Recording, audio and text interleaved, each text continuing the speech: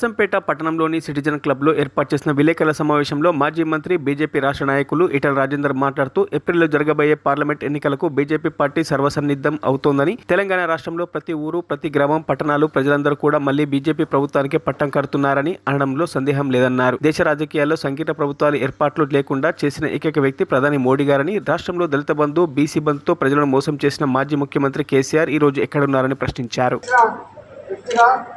మీ ముందుకు వస్తున్నా నా పరిపాలన నచ్చి మీరు ఓట్లు వేయమని చెప్పుకోండి, నిండు మనసుతో ఆశ్రయించమని చెప్పుకోండి.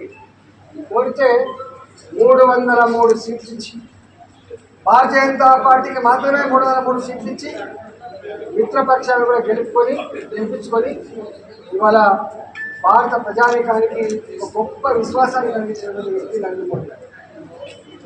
ఈ దేశానికి సంకీర్ణ రాజకీయాలు మాత్రమే దిక్కని చెప్పి చర్చించుకునే సందర్భంలో ఈ దేశంలో సంకీర్ణ రాజకీయాలకు తావులేదు, సుస్థిరమైన ప్రభుత్వం మాత్రమే ఉండాలి, బలిష్టమైన ప్రభుత్వమే ఢిల్లీలో ఉండాలని చెప్పి దానికి తగ్గ నాయకుడు నరేంద్ర మోడీ గారు చెప్పి ఆనాడు పట్టం కట్టింది. నిన్ననే ప్రధానమంత్రి గారు పార్లమెంట్లో మరోసారి మాట్లాడారు. ఈ దేశాల్లో బాధనిపించే అంశం ఏంటంటే, చివరికి ప్రజలకు ఒక ప్రతిపక్ష పాత్ర పోషించే సత్తా కూడా లేని పార్టీ ఈ దేశంలో ఉంది. దాని బట్టి సారథ్యం చేస్తున్నారు. ఇవాళ అట్లాంటి పరిస్థితుల్లో ఇక్కడ కాంగ్రెస్ పార్టీ ఎన్నికల ముందు రకరకాల హామీలు ఇచ్చింది.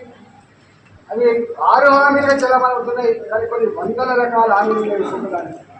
ఒక మహిళకి ఇచ్చిన హామీలు కూడా ఉన్నాయి. మాజీ